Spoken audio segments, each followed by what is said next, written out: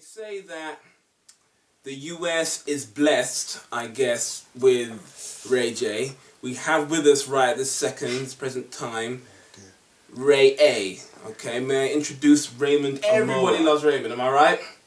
So I've heard. We're doing, trying to put up positivity for Black History Month, and thanks for doing this with us. Tell us a little bit about yourself. Let's do a quick bio moment. So, how old are you, first of all?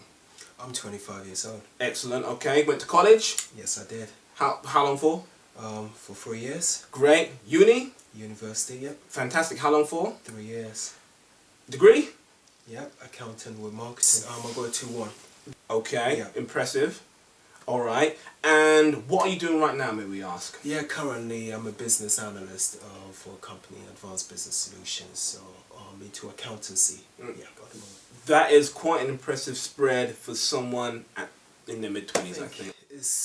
There isn't really a textbook example of how I did it, really. It's just been a lot of struggles, a lot of hard work, tenacity. Right, okay. Just having really a vision and knowing where you want to go, really. And just, regardless what goes on in your life, just making sure you keep going. In your view, would you say that it's all just hard work, you need to work hard, or are you just one of those chumps who do it and eventually succeed? No, I don't think I'm a clever person. With me, I need to work hard, not just that as well. Just surround myself with good people. Make sure I have a plan of what I want to do, and make sure that I know what I need to sacrifice in order to get there. Let's talk a bit more about that. What are the sort of things that you've had to do to get where you are now? I have to work really, really hard. For example, I don't come from a family that have everything. I wasn't born with a silver spoon in my mouth. So I had to work extremely hard. I think from the age of 14 I had my first job. And from then I had to basically provide for myself in a way in terms of material things. That you had to do multiple jobs to get your first car? Yeah, certainly, because I think first year in university, to make things easier, because I was still commuting, it definitely helped to have a car. Yes. Again, as I mentioned, I didn't have the means to do so, so the best thing I could do was basically work hard. And the other thing I could do, get more jobs. So I was working 3.5 jobs actually. How do you work half a job? I know, yeah, it's just, so pretty much just working for my uncle's offline shop, really. Wow. So I just began some means by then, just literally working up to around about 16 hours a day. That's a hustle right there. So you were going to bed without a full night's sleep and getting up without a full night's sleep. Yeah. That is unbelievable. It really is. That's exactly why we want to speak to guys like you, so people know that people like you in Luton exist. You know, there seems to be this perception that we're trying to break down partly through this process, that nothing ever good comes out of Luton, and no one works hard. You are living proof that is not true. You want to move forward. Where does that come from? Why weren't you happy to sit on your laurels? I don't know.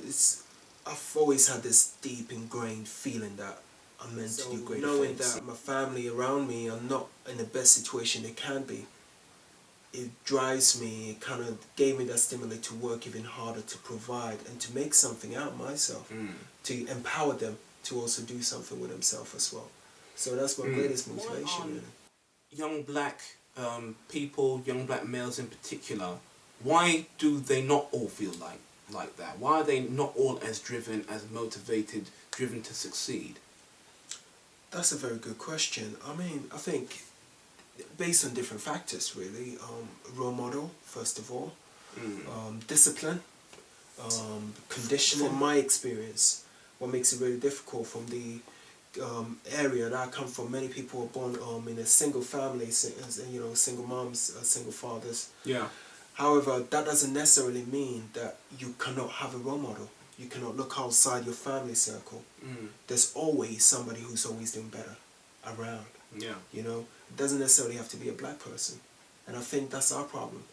That many black people, they feel that role model may need to be black. It has to be black. No, it doesn't. They don't need to be black. They don't need to have a particular image. Seeing someone come to be able to get there, and just even having that time, sit down with them and say, look, I admire where you got to. I'd love to get there. How do I get there?